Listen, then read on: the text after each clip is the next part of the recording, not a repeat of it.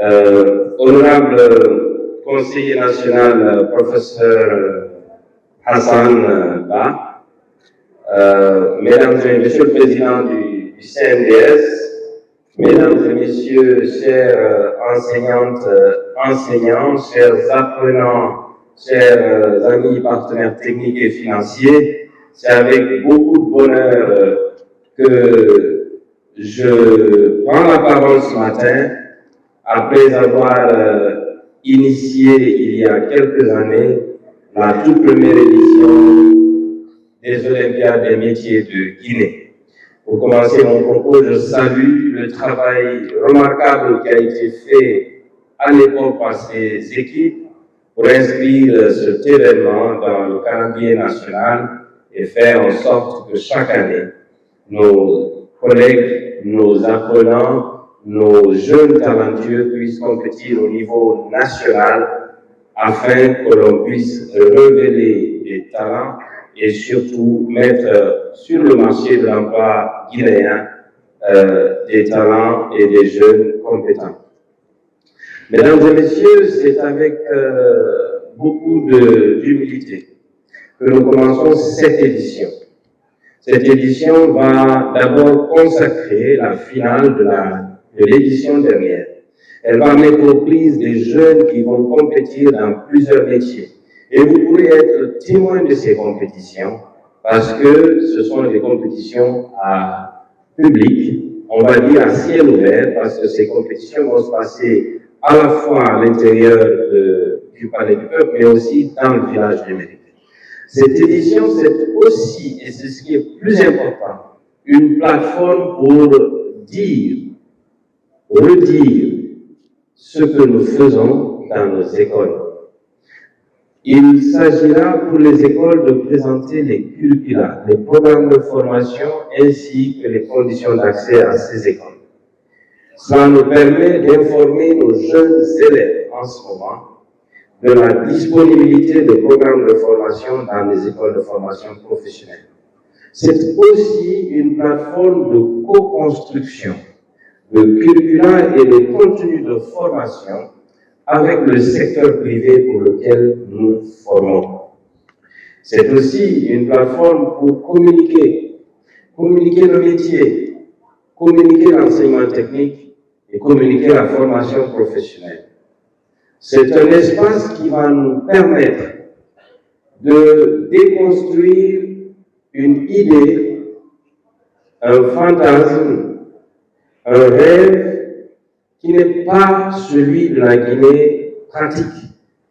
La Guinée a plus besoin d'ouvriers, a plus besoin de plombiers, a plus besoin d'électriciens, a plus besoin de menuisiers, d'ébénistes que quelque autre métier que ce soit. Nous sommes en plein développement. Nous entamons une vitesse de croisière pour atteindre l'horizon 2040. C'est la vision que s'est fixé le président de la République en qui la Guinée a fait confiance en décembre dernier et qui nous a transmis cette vision afin que l'on puisse bâtir une Guinée inclusive, une Guinée développée et une Guinée qui se nourrit elle-même. M. Touré tout à l'heure disait que la Guinée a besoin d'investir dans l'agriculture. Nous avons besoin d'investir dans les infrastructures. Nous avons besoin d'investir dans les services. Nous avons besoin d'investir dans l'énergie. Nous avons besoin d'investir dans beaucoup de secteurs. Mais le corollaire, la pierre angulaire, le préalable, c'est de bâtir un savoir-faire national. Et ce savoir-faire national devrait être décliné en ouvriers qualifiés. Et ces ouvriers qualifiés sont formés dans nos écoles et sont représentés ici dans leur vaste majorité en casque rouge, jaune et vert. L'enseignement technique deviendra une réalité cette année parce que nous investirons dans les lycées techniques, parce que nous investirons dans une orientation précoce de nos enfants, parce que ce que nous avons pris comme engagement vis-à-vis du peuple de Guinée, c'est de ne laisser aucun Guinéen en dehors du système éducatif. qu'à l'intérieur du système éducatif, en plus de l'instruction, que l'on puisse donner de la compétence à nos enfants pour qu'ils puissent occuper les emplois créés par notre économie et qu'ils puissent profiter de notre croissance économique. C'est ça la justice et c'est ça l'inclusion et c'est ça la vision du président de la République, M. Mamadi Doumbouya. Je souhaite remercier l'équipe qui a travaillé sur l'organisation de cette édition. Féliciter Mme Condé et toute son équipe pour le dévouement, l'engagement et surtout le sérieux avec lequel ils prennent cette édition. Je souhaite saluer tous les apprenants en compétition et leur demander beaucoup plus de sérieux et d'abnégation. Je souhaite saluer surtout l'arrivée de la diaspora guinéenne compétente et qualifiée de l'étranger. Si on avait l'habitude d'inviter des docteurs, des professeurs, et je suis le premier responsable de ça, je viens de l'enseignement supérieur, cette fois nous avons fait appel à des menuisiers qualifiés, nous avons fait appel à des plombiers qualifiés vivant dans la diaspora que nous recevons en Guinée et qui vont commencer à transmettre leur savoir-faire aux jeunes Guinéens ici, sur place. Il est vrai que nous avons engagé depuis bientôt 5 ans de vastes réformes dans le système éducatif guinéen, mais il reste encore beaucoup à faire. Il y a le programme de développement du capital humain, de l'éducation, de l'enseignement technique et de la formation professionnelle. Nous devons amplifier, investir à nouveau sur la formation des formateurs, sur l'éducation centrée autour de l'enseignant, autour de l'humain. C'est cela la vision du président et c'est ça le sacerdoce qu'on s'est dit. Et pour cela, nous avons besoin de compétences diverses et variées venant de toute l'Afrique de l'Ouest. Parce qu'ensemble en Afrique de l'Ouest, Madame la Ministre, nous devons bâtir un creuset de compétences. Nous avons consacré la mobilité de nos citoyens. Si dans nos pays, nous n'investissons pas ensemble au même rythme sur la qualification de ces citoyens, il y a des pays qui vont en profiter de façon injuste et d'autres non. C'est pour cela que vous trouverez à Dakar, à Bamako, à Abidjan, des ouvriers qualifiés guinéens, des ouvriers qualifiés maliens, des ouvriers qualifiés burkinabés, parce que la qualification et l'excellence suivent l'argent et les conditions économiques.